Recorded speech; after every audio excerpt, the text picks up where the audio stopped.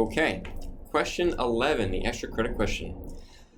Let G be a group, and suppose you have a normal subgroup N, which is maximal, right? Which means that there's no H that's in between N and G, right? So the way they phrase it here is if there's any subgroup H that's normal in between N and G, then H has got to be either N or G.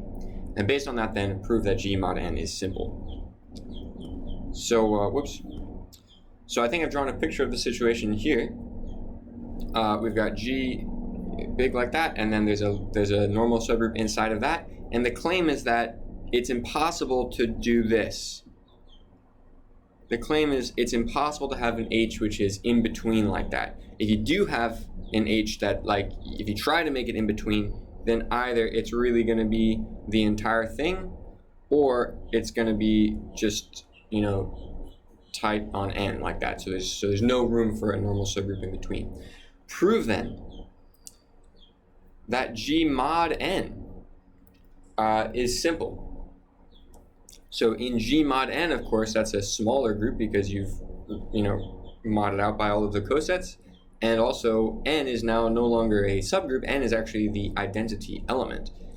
So yeah, we want to prove that that over there is simple. So here is one way you can do this by contradiction. Suppose that it's not. Well, what would that mean? That means that there is some group over here I could draw. Actually, I'm going to call it differently. Let's call it M, right? So if G mod N is not simple, then that means there is some N, normal subgroup of that, where it's not the trivial identity, it's not just the trivial subgroup, and it's also not the entire thing. So M is not equal to the entire thing, and it's also not equal to just a trivial subgroup either. So the question is, what does that mean about G?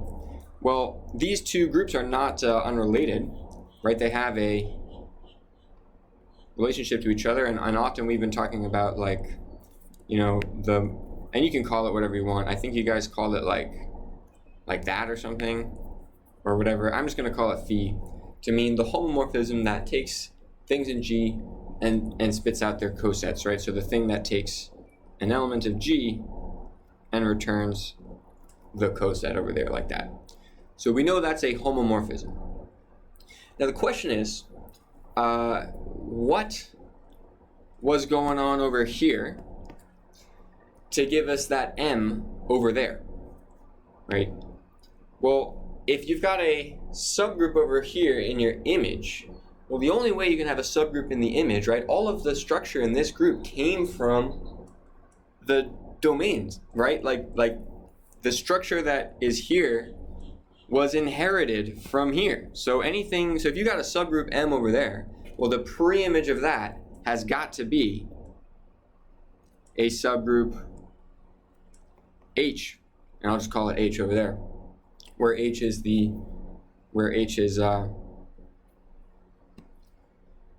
so let me work this out. So let phi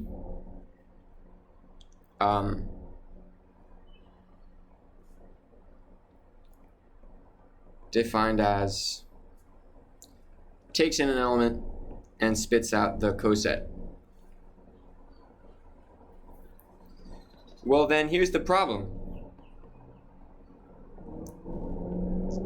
The pre-image of N definitely exists, and it's definitely a subgroup. That's been proven a long time ago, I think.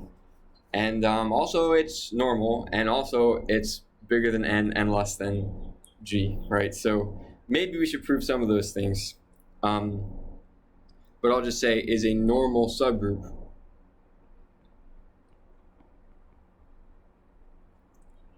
of G.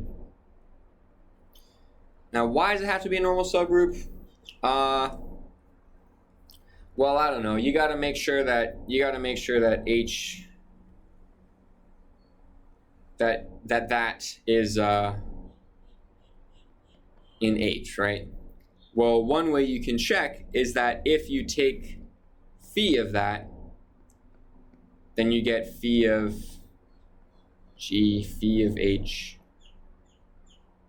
phi of G. And then notice that phi of H is defined to be M, or defined to be in M. So this is something in M. So let's just call it little m.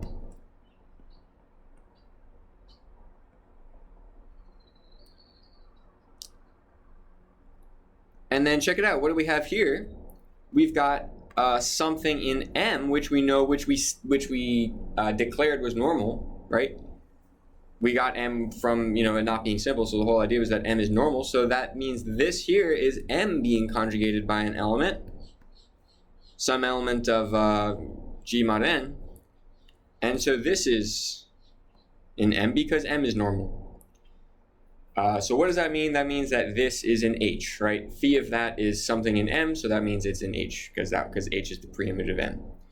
So yeah, so the details of that are not really that interesting. The point is it's normal, right? And that's probably pretty believable because all the structure is preserved by the homomorphism. Much of the structure is preserved by the homomorphism, certainly normality. So then finally, is it really bigger than N and is it really smaller than G? Well, remember the premise was that M was bigger than just the trivial subgroup and smaller than the entire G mod N.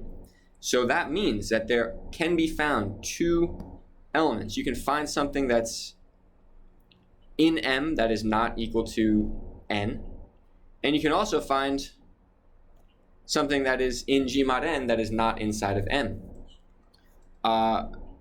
Well, you just kind of work that out backwards, right? I don't even need to give those names.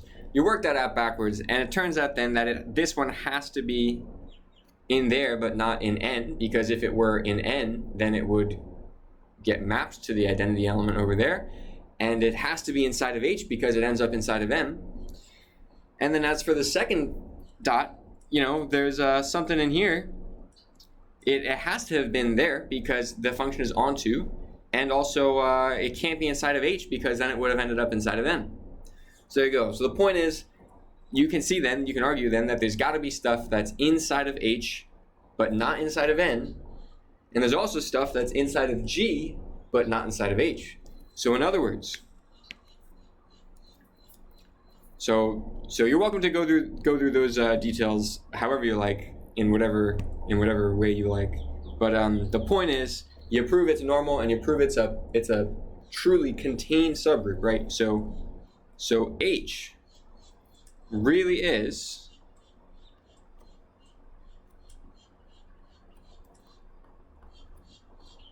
between them and not equal to them. But that was exactly the thing that wasn't supposed to happen, right? It was supposed to be impossible to make such a thing. So our assumption, this one here, must have been wrong. So G mod N is simple. So there you have it. All right, I guess that's it for this test. Good job, everybody, and good luck on the final exam. See ya.